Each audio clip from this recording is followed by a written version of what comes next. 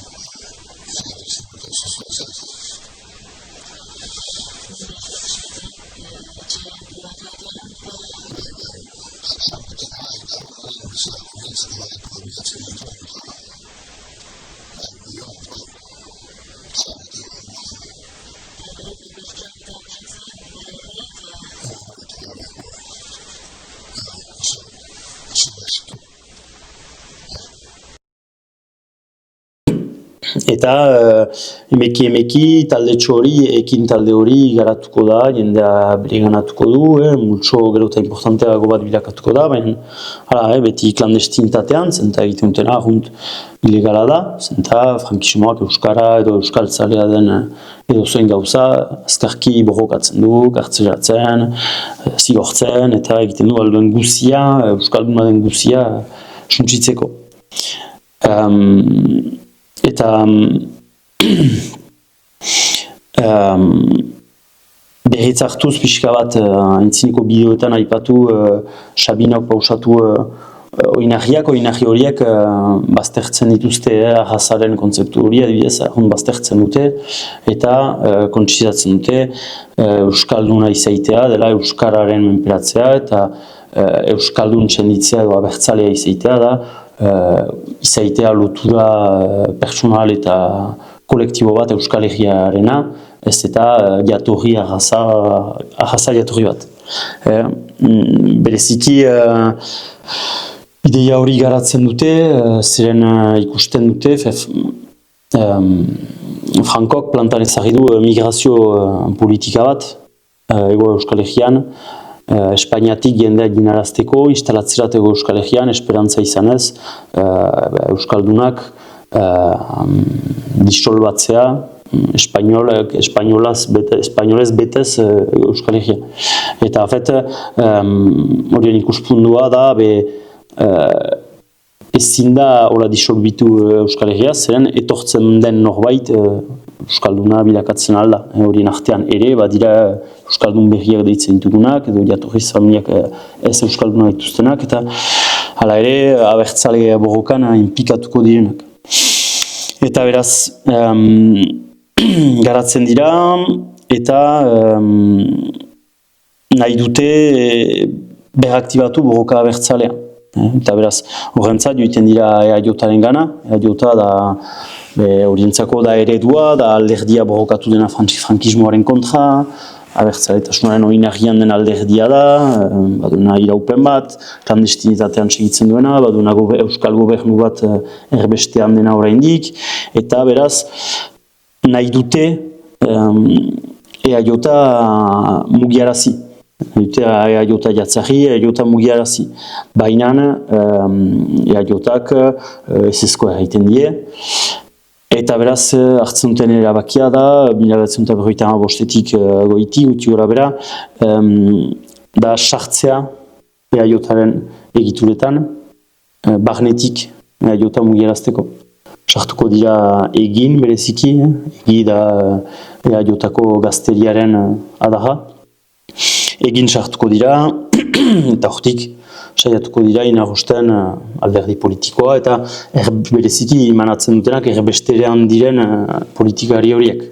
Salbu erbestean diren politikari horiek, geroztat deskonektatuagoak dira Euskal Herrian gertatzen denatik, eta gaztek nahi dutena, eta errealitate sozialetik zeren badu 20 urte joan direla erbestean, eta 20 urte baituztela loturak, baina ez dutela ikusten gizartean nola aldatzen ari den. Eta beraz, 3 urteren buruan egin zatiketa bat izaiten da. Eta 1948an egitik ateratzen dira hainbat jende, beraz ustioan aipatu ditugun ekineko gazte horiek, gehi beste batzuk ere bai.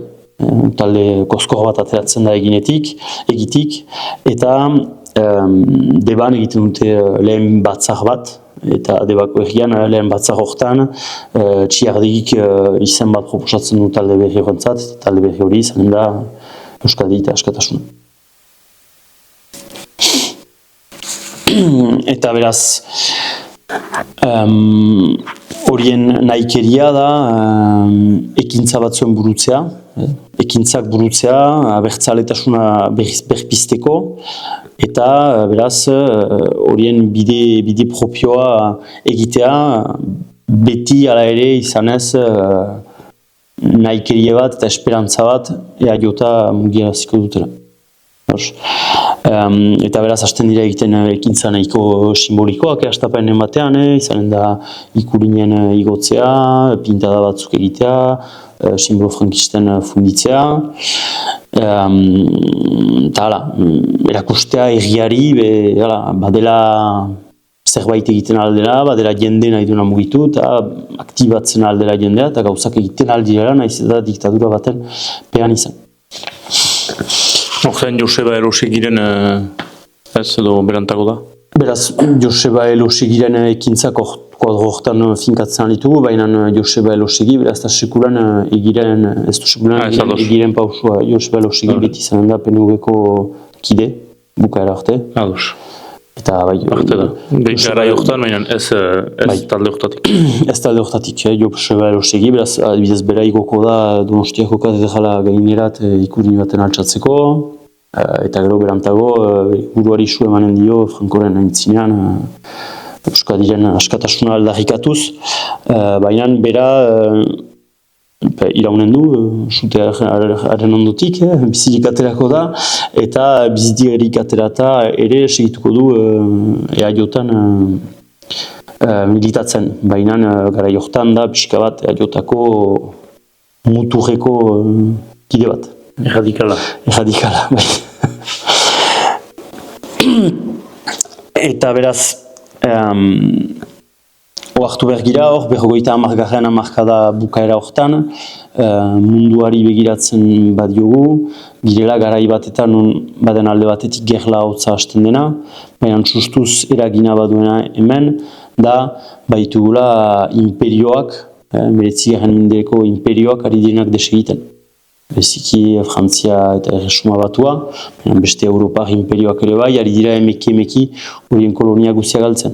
Eta batetik badugu India independentea bilakatzen 47an, negoziatuz, Gandirekin, baina badira ere bai beste badira ere bai borrokaren bidez, independentzia lortzen duten herrialdeak, adibidez Indochina, Algeria 8 urte berantago, eta beraz, horrek erakusten du jendeari, begira, baditu imperio oso zabal batzuk, oso indartsuak direnak, eta alta horien menpe diren populu batzuek lortzen dute horien burua askatzen. Eta beraz hori zinez eredu bat da gazte horientzat. Berdin, gero ondoko urteetan, beraz Algeriaren independentzia da 72an, kasik segidan ere badugu Vietnameko gerla bete-betean dena, badugu Fidel Castro eta Che Guevarak lortzen dutenak diktadore bat kanporatzen Kubatik, nahiz eta astapenean izan 15 pelatu mendipunta batetan, beraz olako ereduak ikusten direlarik. Gerriaren... Ispilu bat ikusten da eta nahikeri bat zergatik bu ez. Eta beraz, ekintzetan gerozta gehiago murgilduko da talde hori. Eta baina berrumentuan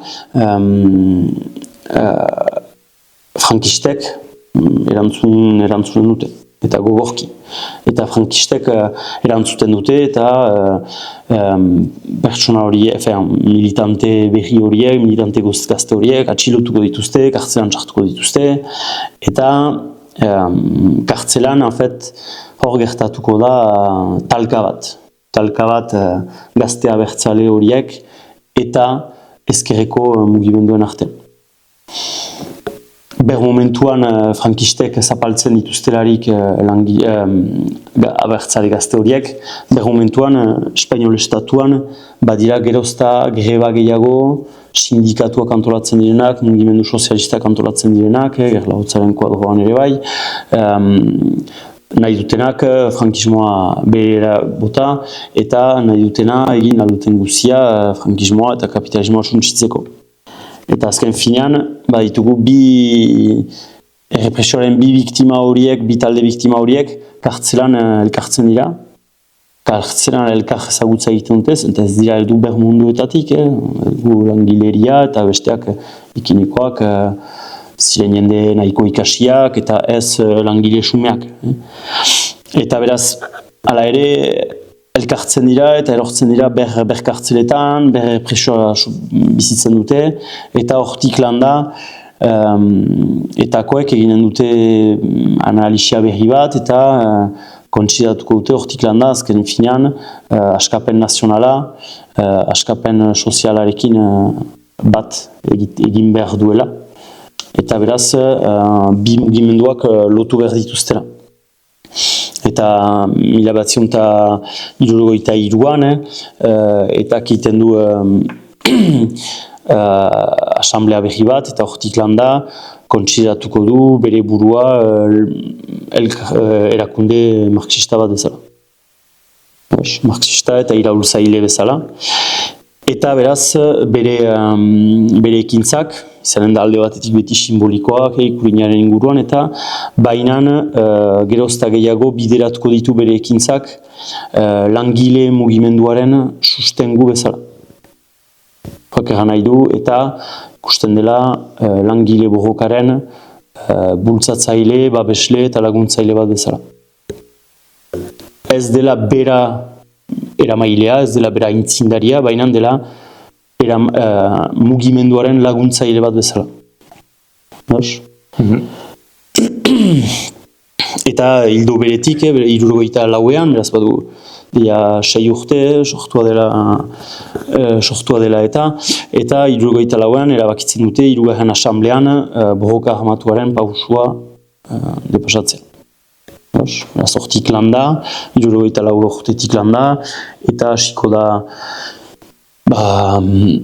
simbolo frankistak zartarazten bomba batzuekin, bere militanteak hasiko dira armatuak izaiten, armatzen, eta meki iraultzaile optika horretan sartuta mugimendua armatzen da. Eta bere helburua da deskolonizazio gerla baten prestatzea. Masaren mugiaraztea, deskolonizazio gerla baten prestatzeko. Eta hala ere, 4 urtez, naiz eta lehen ekintza armatuak egin, ez da hilketarik edo zauritu fisikorik, eta lehen biktimak 78ko ekainaren 7an gertatzen dira, polizia kontrol baten ondotik, Guardia Zibilak kontrolatzen ditu etako 2 militante, Xabi Etxebarrieta eta Iñaki Sarasketa, eta tiroketa bat hasten da, eta militante horiek armatuak ziren, eta beraz horien burua salbatzeko hasten dira tirokatzen, Guardia Zibil bat hiltzen dute, Jose Pardinez, eta tiroketa horren ondotik bada sarekada bat antolatzen da txemaiteko tiratzaile horiek, iza bat, eta iza horren ondorioz Xabi Etxebarrieta eraila da. Luzaz kondatu da tiroketa baten ondotik erailtzela, dola zonbait urte, dokumentu batzuk atera dira artxiboetatik, eta argiki ikusi frogatua izan da, azken finean ez zela tiroketa bat izan, baizik eta erailketa bat, eta balistikak erakutsi du, etzanik zela lurrean tiro egin diotelarik egin. Eta horren ondorioz, 2 hilabete berantago, etak bere lehen biktima hautatua egiten du, ala nola Melinton Manzanas, zena Espainiako zerbitzu sekretuen buruzagi importante bat, eta torturatzaile nahiko famatu bat Gipuzkoa aldean. Eta horren ondotik, beraz, beste pauso bat pasatzen da, eta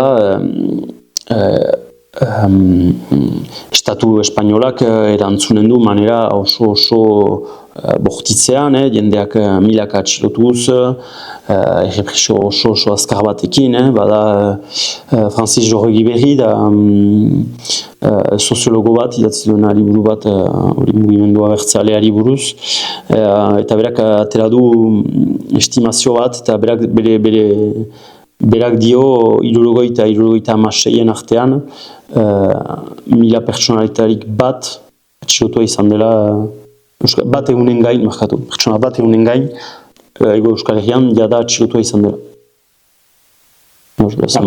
Bai, animalekoa da. Animalekoa da, bai. Populazioaren uneko bata deia atxilotua izan da 16 urteko tarte horretan. Edo nor, edo zen muntutan, edo zen lekutan. Eta beraz... Eta justu egiteko, etak ere kapitalizatzen du horren gainan, atxiloketen gainan. Bai. Gisa batez. Bai, beraz... Militan mantzanaz batu duzu, torturatzaile falmatua zen, hain hitzek edo jendeak ezagutzen zuen famaz, eta beraz... Militan mantzanaz erailtza izan zen gisa batez egiaren edo jendeak edo jende askokora ikusi izan dute behar bada egiaren erantzun bat bezala, eta gero atxiloketek ere pixka bat eman dute estatu frankismoarekiko ega bat elikatu dute eta beraz militante potentzialak ere eta rentzat ondoko urtean dako. Bai, bada triptiko bat, ekintza, errepresioa, erantzuna. Eta helburua hori da ere bai, mobilizazioak errepresioa erantzungo du, eramanen du, eta errepresioaren bidez jende gehiago altsatuko da horren kontra. Etaren helburuetariko bat da ere bai. Bada, adibidez, Eva Forresten liburu bat, ez dakitza gutzen duzunez, da Operazion Ogro, beraz da kondatzen du, elgarrizketatu zituen etako militanteak momentuan, Carrero Blancoren erailketaren ondoko hilabeteetan elgarrizketatu zituen, eta atxamaitean pertsonalki bizi interesgarria liburu hori, zeren da zinez momentuko edo zuzeneko lekukotasun bat, lekukotasun gordin bat, zinez militanteak baituzu, eta argiki esplikatzen dute zein den horien ikuspundua eta momentu hortan, 60. hamarkadan, nola ikusia zen mugimendua bera. Zehazten alduzu, justu, zertzen gehienek badakite menturaz? Bai, beraz hori, pixka bat berantago izango da, 60. hamarkadaren hasieran gira, eta etakoek antolatzen dute Carrero Blancoren erailketa. Carrero Blanco zelarik Francoren segitzaile edo Frankok pentsatua zuen bezala, erregimenari segida emaiteko pertsona, 60. hamarkadan Franco nahiko zahartua delarik eta segidaren hartzeko pentsatua dena. Destinoak bere lana egingo duela, eta beraz segida hartzeko izendatu zuten pentsatua zen pertsona nagusia zen. Eta beraz, etak erabakitzen du bere erailtzea. Liburu horretan esplikatzen dute ere, hastapenean helburua ez zela bere erailtzea, baina egoerak eta zaketak eta egin dutela, azken finan erabakitu dutela airean igortzea, lehen espainola astronauta, eta, astronauta zenta metatu zuten eksplosibo kantitate handi bat bere oto azpian, eta zapartatu zelarik autoak airatu zen, eta bastimendu gainetik pasa, izirriko hautia hauzia egin zuen, beraz. Ikusten alda, bada ere Operazion Ogro izena duen filma bat, baina nahiko zaila dena atxemaiteko. Dutuen badira zartatzearen momentua ikusten alda, filma osoki bera nahiko komplikatu da atxemaitea. Estenaz baduzu etxamendiren kantua iuplala. Egeski atxemaitera aldena. Eta egeski kantatzen ala. Jenten lasterkatzaile krudela, bera die igorri iuplala. Operazioa nahi ezagutu, kantu bat, filma bat, liburu bat. Nahi zuenak. Triptikoa. Hori da.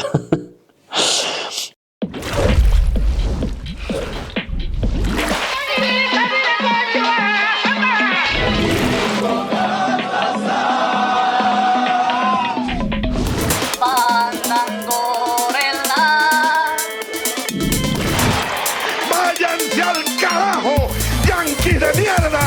¡Que aquí hay un... ¡Hola, Euskadi, askatuta! ¡Etxean txakuda!